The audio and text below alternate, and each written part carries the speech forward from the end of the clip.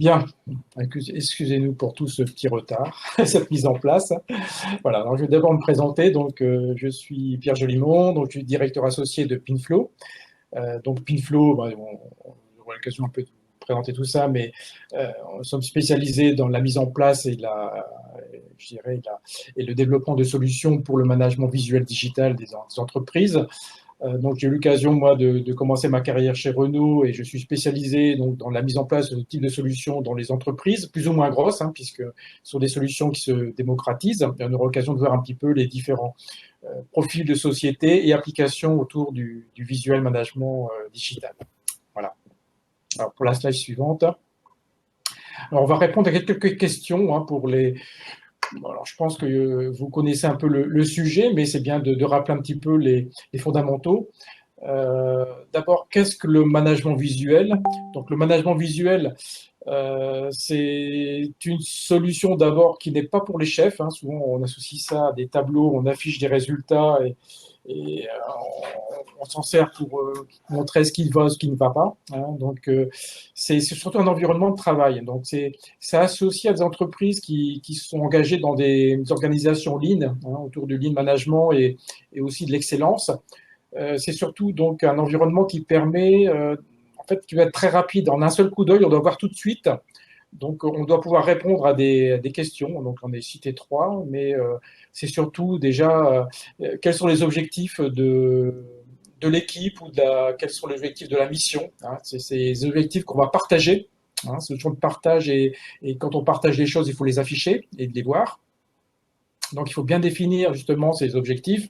Et c'est aussi le plus important quand on met en place ce tableau, c'est comment définir ces objectifs. Et c'est souvent là que la question est difficile, mais une fois qu'on y a répondu, il faut les construire, ces indicateurs, et les afficher. Donc ça, c'est le premier point. Ensuite, deuxième point, c'est en quoi, en fait, ça doit répondre, est-ce qu'on est bon ou pas bon? C'est pour ça que sur ces genres de tableaux, où ce management doit avoir rapidement des couleurs vertes, tout va bien, orange, danger, rouge, encore plus danger, quoi. Et aussi si on est bon, pas bon, si on en avance, en retard. Donc tout de suite, si on est dans les clous. Ensuite, le troisième point, ça permet donc le travail collectif. C'est à partir de là, si on n'est pas bon, si on veut s'améliorer, c'est de pouvoir effectivement de voir quels sont les problèmes et qu'est-ce qu'on fait pour les résoudre ou s'améliorer. Donc c'est l'amélioration continue. Alors la différence entre ce que vous voyez, le panneau du haut et le panneau du bas, donc c'est le digital. Alors qu'apporte le digital? C'est un peu le sujet de ce webinaire. Alors surtout la réactivité, puisque les tableaux, moi comme ma carrière j'en ai fait, j'en ai utilisé beaucoup. Le digital permet donc de voir en temps réel, surtout de réagir beaucoup plus vite quand il y a des dérives ou des incidents. C'est on est finalement là où la rentabilité de ce genre d'outils, c'est qu'on a des gains très rapides parce qu'on est rapide sur le traitement des problèmes. Le deuxième point, c'est l'historisation, parce que quand on est sur du traitement papier, mettre à jour ces papiers, c'est du temps à passer et c'est aussi difficile ensuite d'analyser l'historique. Donc, le digital apporte bien sûr beaucoup plus de facilité par rapport à ces points. Et puis, le troisième point, qui est un point important, c'est l'accès distant. Alors, l'accès distant, il est clair qu'on n'est pas toujours devant ces tableaux, surtout en cette période un peu de confinement où en fait on ne peut pas toujours être présent non plus dans les bureaux. Donc le digital permet donc d'accéder à distance à ces indicateurs ou à ces panneaux de rituels et ça répond aussi à ces préoccupations actuelles, mais aussi à des clients qui ont des sites un peu dispersés dans le monde. On a des clients qui ont des sites de production un peu partout et donc le digital permet d'y accéder facilement. Voilà un peu pour cette slide. Alors, pour qui, pourquoi? Alors, au début, effectivement, on me disait, puisqu'on a commencé, nous, nos premiers clients dans les secteurs automobiles, donc c'était réservé à une certaine élite ou une certaine société qui avait les moyens. Alors, pas que les moyens, puisque c'était quand même beaucoup associé à l'organisation, puisque le visual management, c'est un des outils du Lean. Effectivement, les premiers à être lancés dans le Lean étaient l'industrie automobile. Maintenant, bien sûr, ça s'est largement démocratisé. C'est pour ça que ce type de management se retrouve un peu dans tous les secteurs et entreprises. Donc, Lean Manufacturing, bien sûr, en premier chef, puisque tu es les premiers à le lancer, mais on va le retrouver dans d'entreprises beaucoup plus petites, hein, mais aussi dans des activités diverses comme le lean office, hein, les activités de bureau, où il y a des activités. Dans la logistique, on a des activités, enfin des clients dans les plateformes logistiques. Le Lean IT, donc c'est pour l'informatique. Donc là aussi, on va pouvoir gérer de la production informatique au même titre qu'on gère de la production manufacturière. Donc de plus en plus, ces outils se démocratisent de par le déploiement du Lean, mais aussi de par la démocratisation des outils informatiques. Hein, c'est aussi un des points importants. Maintenant, c'est beaucoup plus accessible que ça ne l'était à une époque. Et donc, on va avoir des outils qui sont utilisés largement. Et aussi, ça, c'est pour les entreprises, mais pour les personnes, en fait, le visual management s'adresse à tout le monde, aussi bien l'opérateur qui est sur sa ligne de production, le chef d'équipe, le contremaître, dans les bureaux. En fait, on va adapter ce visual management en fonction de son activité propre. Hein.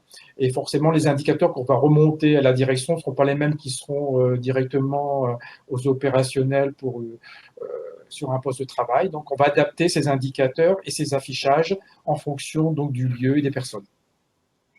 Alors, pour moi, en fait, la visibilité, c'est un des points clés de l'excellence opérationnelle. Alors, c'est effectivement dans le Lean, pour pouvoir s'améliorer, il faut que ça soit visible, il faut bien déclarer, il faut bien voir ce qu'on a à faire et comment on le fait, si on le fait bien, et également comment on l'améliore. Hein.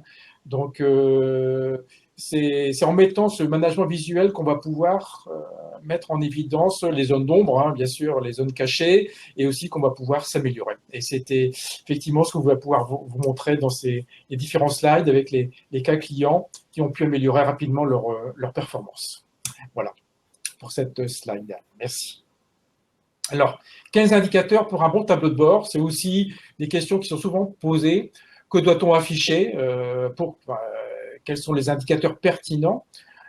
Bien sûr, tout ça va être en lien un petit peu avec l'activité qui est produite. Hein. On ne va pas afficher les mêmes indicateurs dans l'industrie automobile que par rapport à une industrie aéronautique, par exemple, où les temps de cycle sont différents. Hein. Donc, les temps de réactivité et de traitement des problèmes vont être différents. Mais on va pouvoir distinguer deux types d'indicateurs. J'appelle les indicateurs temps réel. C'est tout ce qui concerne la notion donc, de pilotage et de cadencement, c'est-à-dire notion de réactivité, hein, donc sur les problèmes et sur les dérives. Et le deuxième type d'indicateur, plus pour le rituel, qui sont des indicateurs d'équipe qui va permettre d'alimenter les équipes d'amélioration continue et de pouvoir aussi améliorer et déclencher des actions. Hein, donc deux types on va dire, de profondeur d'indicateurs. Pour les indicateurs temps réel, ce qui est assez classique, c'est tout ce qui est lié au TRS, hein, mais temps réel, bien sûr, puisqu'on veut de la réactivité. Donc, on va parler donc de vitesse. Donc, la vitesse, ça va être symbolisé par la cadence, hein, cadence de pièces, cadence de vitesse également sur les cycles, hein, les temps de cycle. Donc, important de savoir à quelle vitesse on roule, on va dire, et aussi si on est bon, pas bon. Hein, c'est-à-dire qu'effectivement, dès qu'on s'écarte de ces valeurs nominales, avoir des alertes visuelles, sonores, aussi de personnel par des SMS en cas de dérive. Les compteurs de production, bien sûr, ça semble évident. Donc, les compteurs de pièces réalisées, les compteurs de pièces bonnes, pas bonnes, hein, pour la non-qualité. Surtout les écarts. Hein, est-ce qu'on a fait le bon nombre de pièces par rapport à l'heure de la journée? Donc, ça veut dire, et bien sûr, qu'on va gérer les temps d'ouverture, on va gérer les temps de réglage, les temps de pause, etc., de manière à pouvoir dire en temps réel si on est en écart, en positif ou en négatif par rapport à ce qu'on aurait dû faire. Hein. Toujours donner au plus vite, au plus près, cette notion d'écart pour pouvoir réagir. Hein. On va également donner des informations sur les arrêts en cours, sur les causes des arrêts, la durée, et surtout les alertes. Alors les alertes, qu'on appelle souvent les appels en don. En don, pour ceux qui ne le savent pas, c'est un mot japonais hein, qui veut dire aller vers la lumière. Hein. Donc ce sont en fait des alertes qui apparaissent soit par l'opérateur qui signale un problème, qui peut être plus ou moins bloquant, et soit par la machine, qui peut être aussi dire qu'elle a des soucis. Également la logistique en cas, quand on veut traiter les flux, également sur la qualité. Donc cette notion d'appel, d'alerte est aussi un des points clés de l'excellence, puisqu'on va définir un petit peu l'organisation qui est autour de ces alertes. Qui doit la recevoir, qui doit la traiter, quel temps on veut, quel temps de réactivité on souhaite. Et on va mettre en place tout un processus d'escalation qui permet donc d'alerter suivant le temps de traitement ou le temps de prise en compte d'un problème en fonction de sa durée. Donc en fait, si le problème traîne en termes de durée, ça peut remonter jusqu'au directeur d'usine qui est en charge ensuite de se déplacer, d'aller voir ce qui se passe. Donc, on a eu des temps de réactivité qui sont nettement améliorés chez Alstom, dans le ferroviaire, où ils avaient de très mauvaises réactivités, mais qu'ils ont pu améliorer cette réactivité avec les alertes. Voilà pour les alertes dans les indicateurs temps réel. Pour ceux qui concernent les rituels d'équipe, donc là, en fait, c'est de la vie de l'équipe. Donc, on va avoir des panneaux d'affichage généralement de grande taille qui vont afficher donc des résultats d'équipe avec des thèmes. Donc, on va parler de thèmes de sécurité, de qualité, de production. Et bien sûr, le but de ces rituels, c'est de se réunir à intervalles réguliers. Généralement, ça ne dure pas plus de 10 minutes, à différents niveaux. Ça peut être en niveau donc, de l'îlot de production, ça peut être au niveau de l'atelier, ça peut être au niveau de la direction. Mais à chaque fois, en fait, on va escaler des indicateurs, mais aussi des incidents et des plans d'action qui vont permettre donc de s'améliorer, bien sûr, et de vivre un certain nombre, de missions, de résultats ensemble. Alors, pour que ça vive, il n'y a pas que les indicateurs d'équipe, il y a aussi la vie. Donc, on va aussi se servir de ces panneaux pour afficher de la communication, également de l'entreprise. Ça va être un point d'information pour l'ensemble d'une zone de production. Voilà pour les indicateurs. Alors, pour la slide suivante. C'est moi. J'ai pas la main. Je vais dépendre.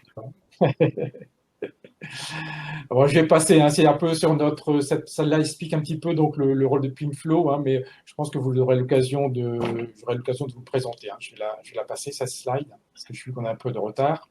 Voilà. Alors, je voulais vous montrer aussi comment on va voir ce management visuel digital dans un atelier de production. Donc là, on a fait une planche qui sépare un peu le bureau de la partie atelier. Donc à droite, vous avez la partie Lean Manufacturing. Alors cette partie Lean Manufacturing et à gauche, la partie bureau. Alors Lean Manufacturing, on va avoir des postes de travail.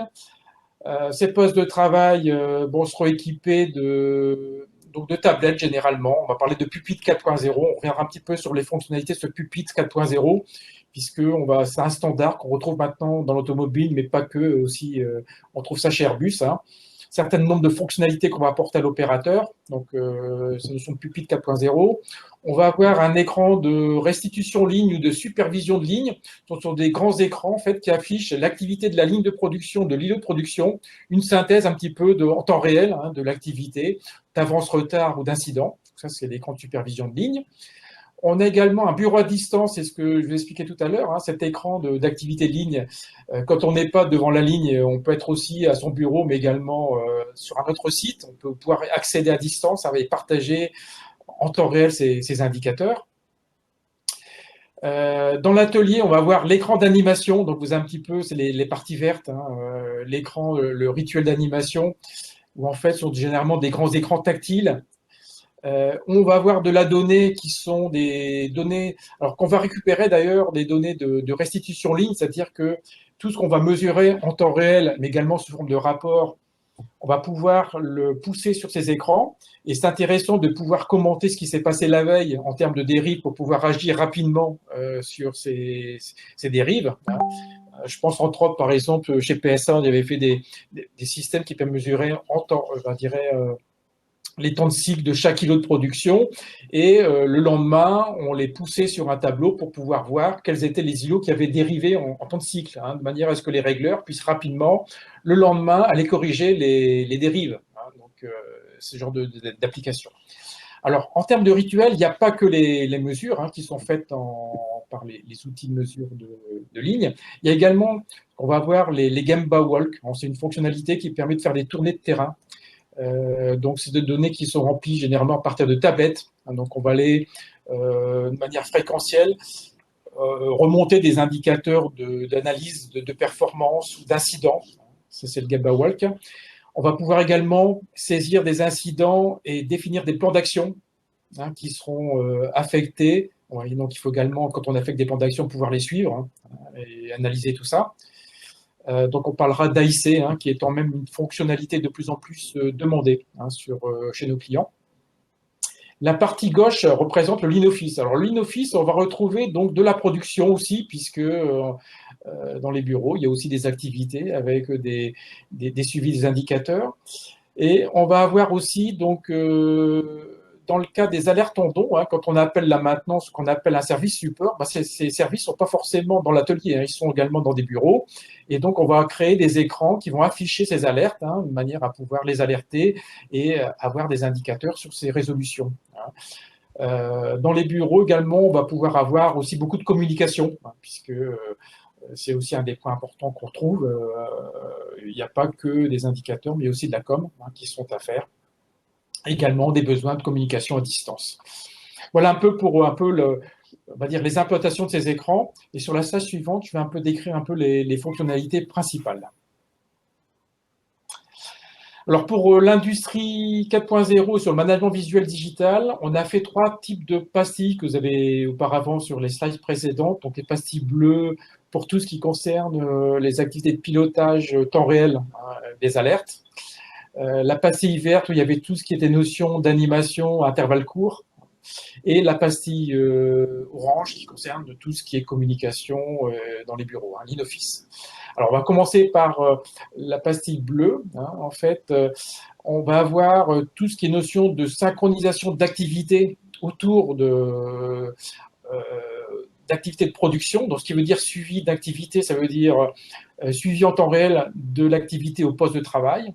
Donc, connexion généralement avec un ERP, hein, puisqu'on va pouvoir savoir en temps réel où se trouve l'ordre de fabrication, et bien sûr le type de pièce et ce qui se passe.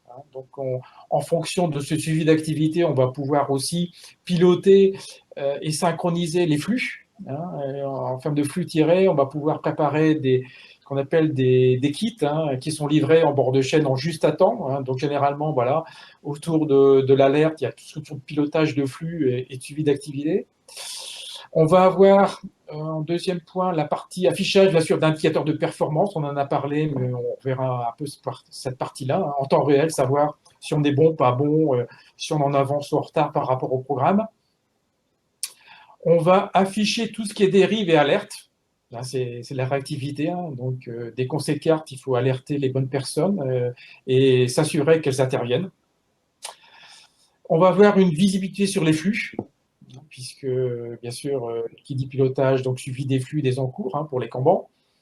Et on va avoir une connexion multisystème et machine. Alors, ça, c'est un point qu'on voit apparaître, surtout des sites qui sont un peu dispersés dans le monde.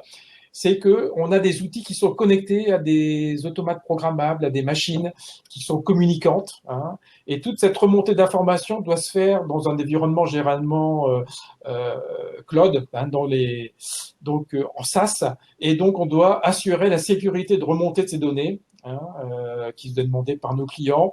Et donc, il y a des solutions qui sont apportées. Hein, on en parlera un peu plus tard. Mais voilà, maintenant, on peut le faire de manière en toute sécurité, sérénité. Mais il n'y a pas que les machines, il y a aussi les systèmes. Hein, on doit pouvoir se connecter à des ERP hein, par rapport au programme et aussi aux hommes. Donc, on a vraiment un besoin, pour ce besoin de pilotage, une connexion multisystème de plus en plus importante.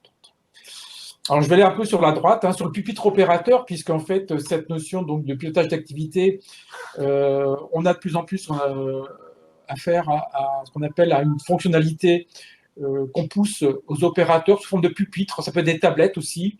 C'est le pupitre opérateur, on appelle 4.0. Alors, 3 grandes fonctionnalités sur pupitre hein, qu'on va retrouver chez Renault, PSA et aussi chez Airbus. Il y a tout ce qui concerne le lancement et la validation des ordres de fabrication. Bien sûr, le choix de l'ordre de fabrication, mais au démarrage, le go-no-go. Alors, le go-no-go, qu'est-ce que c'est? C'est qu'on va demander à l'opérateur de s'assurer qu'il a tout ce qu'il faut pour bien produire. Donc, il a une checklist, hein, et si cette checklist n'est pas complète, bien sûr, il n'a pas le go, et on lance une alerte pour que le chef d'équipe résolve les problèmes. Hein. On a également tout ce qui est notion de checklist de contrôle fréquentiel, c'est-à-dire qu'à intervalles réguliers, on va pouvoir aussi remonter un certain nombre d'informations, aussi bien qualité qu'autres, hein, sur des paramètres machines, par exemple.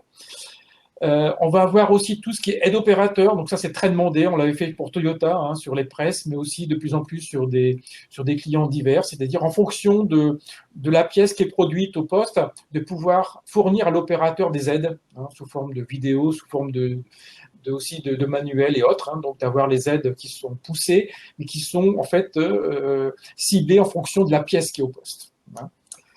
Et tout ce qui est échange, bien sûr, de données avec le RP, puisque pour éviter la double saisie, ça peut être une des fonctions du MES, c'est-à-dire qu'on a, en lien avec le RP, on va lui remonter aussi des informations de production par rapport aux pièces produites ou de non-qualité. Deuxième grande fonction, tout ce qui est indicateur et performance. On est quand même un peu sur un véhicule, on est sur le pilote, on vérifie que tout va bien sur notre machine, mais également on conduit. Donc si on conduit, on doit savoir si on est bon, pas bon, s'il y a des problèmes. Donc on va avoir bien sûr une notion de vitesse, des compteurs de production, bien sûr, avec des alertes en cas de dérive. On va être capable aussi de déclarer de la qualité ou de non-qualité, bien sûr. On va pouvoir mesurer en temps réel, connecter à la machine des arrêts avec des causes. Alors, soit automatique, si on est lié au programme, à l'automate programmable, soit manuel, si l'opérateur peut déclarer. Donc ça, c'est en fonction des machines. On va avoir, bien sûr, l'affichage de ces performances au poste. Et cette notion d'avance-retard qu'on avait au niveau du flux, on doit l'avoir au niveau de la machine. C'est-à-dire que l'opérateur doit être capable, si sa machine est bien réglée, si elle a la bonne vitesse par rapport à la pièce, donc lui doit avoir tous les instruments de contrôle de sa machine. Et le troisième point qu'on avait un peu évoqué, c'est tout son d'alerte. C'est-à-dire qu'il va être capable lui-même donc de dire j'ai un problème. Par rapport à ce problème, bien sûr, on va appeler sous forme de SMS ou d'alerte visuelle, on va appeler d'abord généralement le leader qui va arriver au poste, qui va s'identifier et qui va qualifier le problème, éventuellement le résoudre, mais éventuellement appeler des services support qui seront aussi également appelés au poste pour pouvoir résoudre ces problèmes. Voilà, donc les trois grandes fonctionnalités qu'on va retrouver au pupitre. Donc ça, la partie bleue, effectivement, c'est cette partie-là qu'on a développée depuis de nombreuses années pour l'industrie automobile et aéronautique, et maintenant de plus en plus dans les PME, les grosses PME. La partie animation, intervalle court, donc là, on va retrouver donc, tout ce qui est management autour d'indicateurs de performance. On appelle ça SQCD, mais il y a différentes lettres. Alors, chaque lettre a une signification. Alors, j'en ai mis 4, mais il peut y avoir plusieurs types de lettres. S, généralement comme sécurité, Q comme qualité, C comme coût, D comme délai. Il peut y avoir P comme production, il peut y avoir H comme humain. Donc, en fait, chaque entreprise construit ses thèmes. Et ces thèmes, on va voir un peu en détail, on va pouvoir les suivre jour par jour, équipe par équipe, et se donner on va dire pas une note, mais en fait, voir si tout va bien, si on en dérive ou pas par rapport à des valeurs nominales. Alors, c'est plutôt des éléments déclaratifs, mais ça peut être aussi des indicateurs qui sont connectés à de la mesure. Donc, on a vraiment tous les cas de figure. Mais ce panneau, en fait, permet de voir comment l'entreprise ou l'équipe évolue, et également aussi quels sont les incidents, quelles sont les actions qui ont été lancées. Et c'est un point d'information. Donc là, une grosse demande de plus en plus autour de ces animations d'équipe en atelier. La Lean Office, je vais passer puisqu'on est plutôt dans une conférence plutôt destinée au monde industriel, mais sachez qu'on va retrouver pour les mêmes problématiques aussi qu'on a en atelier, mais adaptées au monde de l'Office. Alors, pour la slide suivante, un petit panorama de nos clients pour montrer un petit peu d'où l'on vient et un peu quels sont les différents profils. Alors, bien sûr, vous allez retrouver les profils automobiles connus, Toyota, Renault, on aurait pu mettre PSA, mais à une époque, on a beaucoup travaillé pour PSA.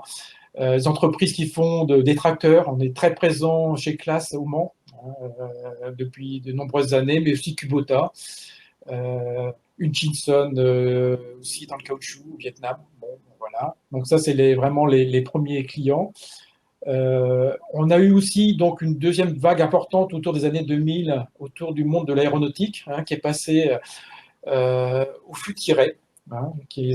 En fait, c'est des cycles longs, mais ils ont construit des chaînes de production d'assemblage proches de l'industrie automobile. Je dis proches parce qu'il y a beaucoup de cas de figure différents qu'on va retrouver dans l'aéronautique. Donc, on va retrouver des clients comme Airbus, Telia, Daher, Safran, Sapka.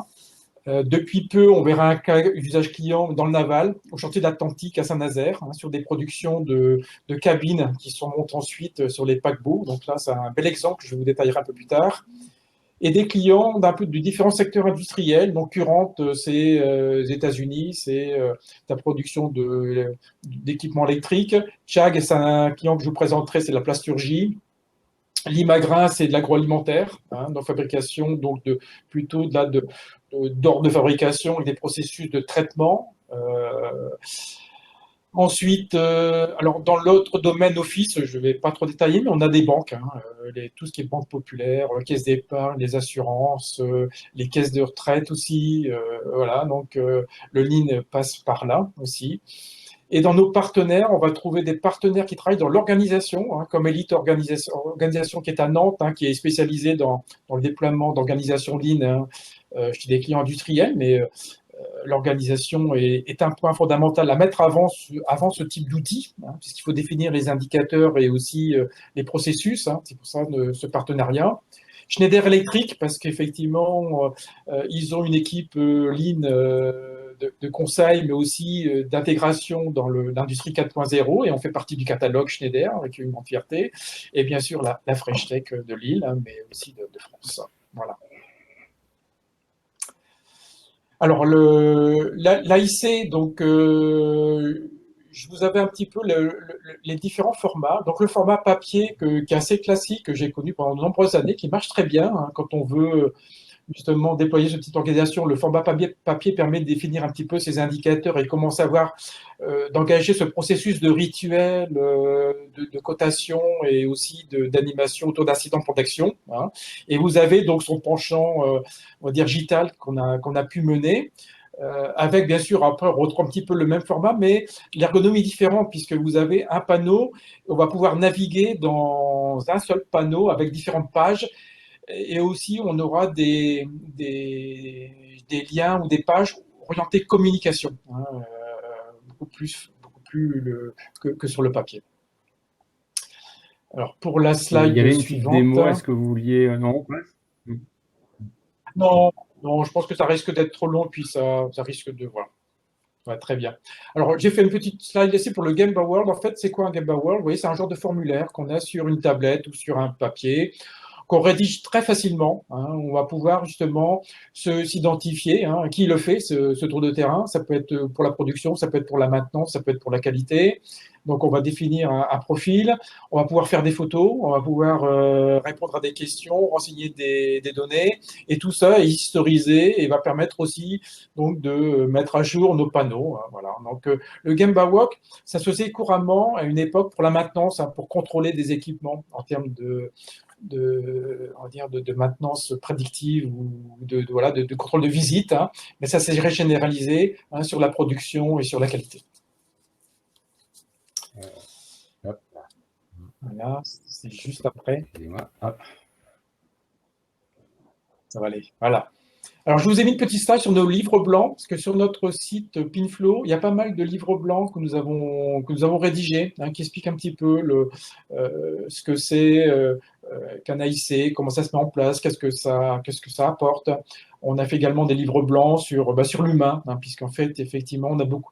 L'humain est important, c'est là-dessus qu'on a misé, nous, nos activités digitales. C'est que l'industrie 4.0, c'est pas que cet outil de management visuel digital, hein, c'est l'industrialisation, c'est l'automatisation, c'est la robotisation, c'est tout ça. Mais ça s'est fait depuis très longtemps dans l'industrie. Ça se démocratise dans les grosses PME, mais malgré tout, autour de ça, il y a l'humain. Et l'humain, en fait, a besoin d'être aussi également piloté, d'avoir des indicateurs. Donc, on en parle beaucoup dans nos livres blancs. Je vous encourage à les lire. Alors, quelques exemples, puisque j'ai bien de mettre en image. Et donc, je vous ai mis quelques exemples clients. Un qui concerne ici Chag. Chag Industries, c'est quoi? C'est une grosse PME qui se trouve en Corrèze. C'est une entreprise familiale qui a été créée en 91, hein, trois gros sites, hein, de production. On a démarré avec eux il y a 2 ans et demi à peu près, sur une constatation du PDG qui a eu un retour client très négatif. C'est un client qui travaille dans les hôpitaux, Alors, ils font des pièces plastiques, mais ils font aussi des lits d'hôpitaux, hein, dans un des plus gros fabricants de matériel, on va dire, des sites aux hôpitaux. Et sur une dérive de qualité de leurs produits, en fait, cet audit a mis en évidence que TIAG n'était pas au rendez-vous, hein, sur la traçabilité de ses produits, hein, sur les sites digitaux. Donc, en fait, on les a accompagnés sur justement comment mettre les informations au pied de la machine, comment responsabiliser l'opérateur sur les indicateurs qu'il devait surveiller. Hein, c'est pour ça que vous avez ce pupitre 4.0 qui est installé. Comment animer des équipes, et c'est pour ça qu'on a mis un panneau de rituel en place. Et on verrait sur la slide suivante, si on peut la passer.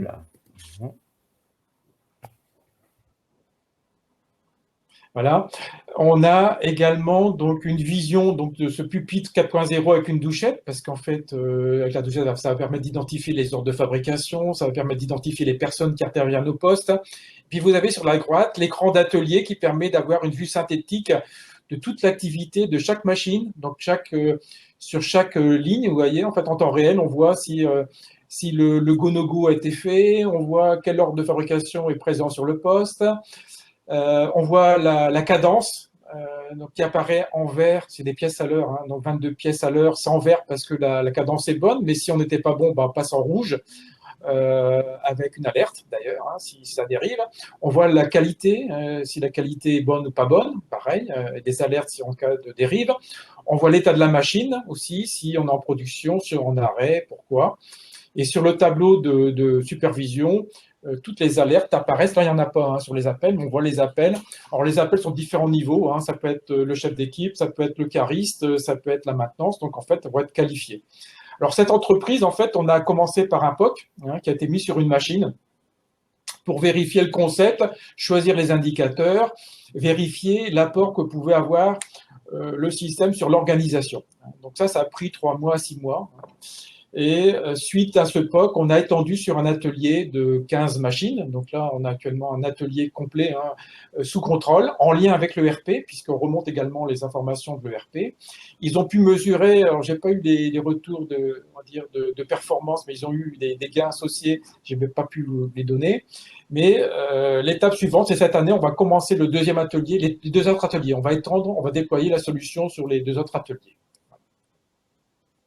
Un exemple de PME. Là, c'est Current, donc c'est aux États-Unis, en Caroline du Nord.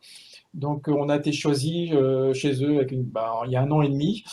On a à peu près 24 panneaux d'animation digitale, les AIC. Hein, vous voyez en fait sur ces panneaux de gauche, vous avez donc, alors pas des lettres, là ils ont mis simplement un petit dessin pour symboliser la qualité de la production, hein, et vous avez donc les lettres qui apparaissent, donc ils ont des animations courantes, hein, sur les 24 îlots de production. Et vous avez sur les lignes de production des indicateurs temps réel, d'une 60aine, hein, pour chaque zone, chaque îlot.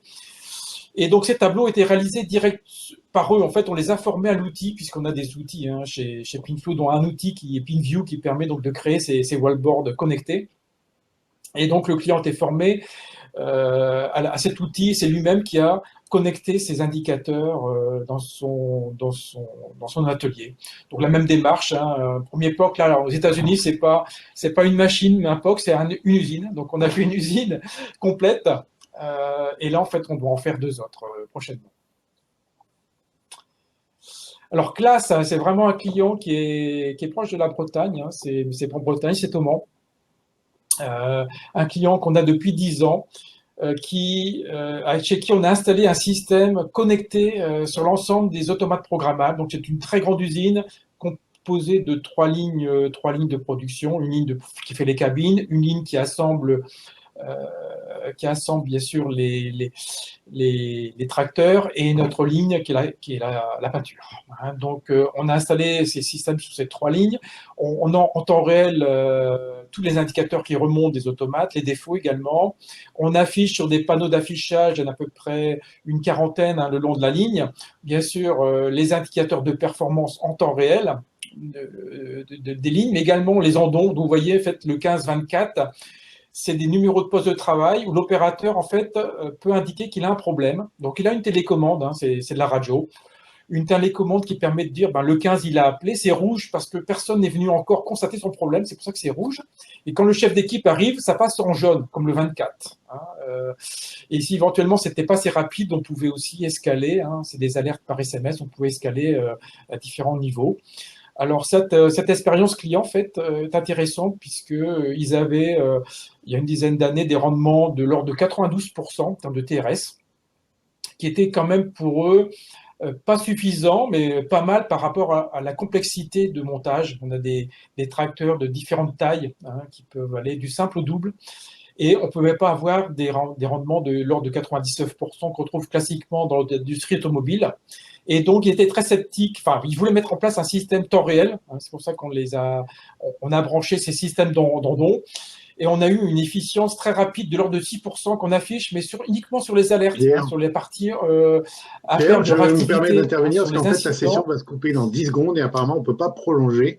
Quand la session est démarrée, on ne savait pas, on le découvre aussi. Ah, d'accord. Donc, un mot de conclusion, vite fait. Bien sûr. Bon. Alors, conclusion, en fait, j'ai un autre exemple, mais qui était proche de celui-là, qui a été Chantier de l'Atlantique, qui est adapté au Chantier de l'Atlantique. Mais Chantier de l'Atlantique, c'est le même principe, mais adapté avec des tablettes, si vous voulez. Mais on a des gains qui sont très importants, là, 15% Chantier de l'Atlantique, sur 4 lignes de production d'assemblage. Donc, c'est vrai que quand on commence à s'occuper à des indicateurs temps réel, on a des retours sur investissement très rapides. Et après vient s'y greffer l'amélioration continue, les AIC, qui permet donc de travailler sur la nature des non-performances pour engager les équipes sur l'amélioration. Voilà, pour faire un résumé, malheureusement rapide, de tout ça. Le dernier point, c'était comment, bien sûr, quelles sont les clés pour une réussite d'un projet. Donc, moi, je dirais, première étape, bien sûr, même l'étape 0 qui n'apparaît pas, c'est de s'engager dans une démarche lean, puisque cette démarche lean va nous obliger à mettre en place un management visuel. Donc, c'est le premier point de départ. Une fois qu'on a créé cette volonté d'aller dans l'excellence, c'est constituer, de faire un POC, de faire une phase d'essai avec une équipe pluridisciplinaire. C'est-à-dire que là, c'est un projet d'entreprise où tout le monde doit être concerné, de l'opérateur à l'agent de maîtrise et la direction. Et là, en fait, ce POC-là, il doit être fait avec une équipe. Bien cerner les enjeux. Qu'est-ce qu'on attend de ce management visuel digital? Pourquoi on le fait? Ça va permettre de le construire avec quels indicateurs et comment on va faire son rituel autour de ça. Le quatrième point, bien sûr, il faut concevoir l'ergonomie et le design, puisque ça, c'est important. C'est pas le tout d'afficher. Il faut que ça soit très fluide et très simple d'usage. Donc là, il y a une partie ergonomie importante. Choisir les bons endroits, l'implantation des écrans. On a bien compris qu'effectivement, quand on est une ligne d'assemblage, il faut des écrans. À l'opérateur, c'est des tablettes. Collectif, c'est des grands écrans. L'AIC, c'est aussi des îlots où les gens se réunissent de manière collective. Donc, il faut bien définir son endroit et la nature des écrans.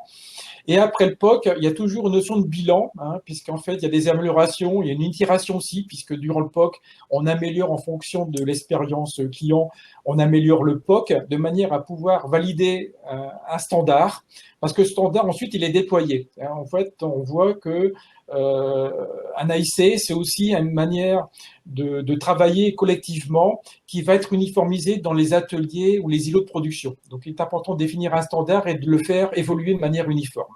Voilà. Apparemment, ça continue, contrairement à ce que vous avez dit. Tant mieux, on a aussi des questions à la fin. Donc, mais bon, après, voilà. Si on peut respecter. C'est bien. C'est bien. Voilà, moi, je pense que là, en fait, on avait dit 12h15, c'est bien, on a respecté le créneau. Je pense laisser un peu plus de temps aux questions. Voilà, elles sont accessibles dans le chat puisque les